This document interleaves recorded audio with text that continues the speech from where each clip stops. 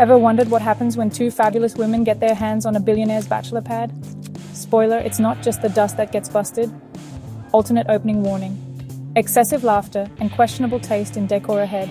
Enter at your own risk. Meet Jess and Lola, armed with feather dusters, killer outfits, and zero chill.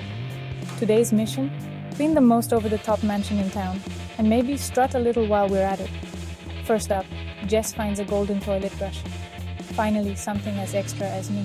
She winks. Lola, meanwhile, discovers a velvet painting of a cat in a tuxedo. I think we found the real owner, she jokes.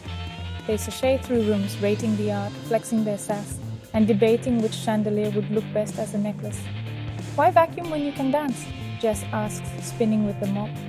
By the end, the house is sparkling, the girls are laughing, and the only thing sexier than the clean floors?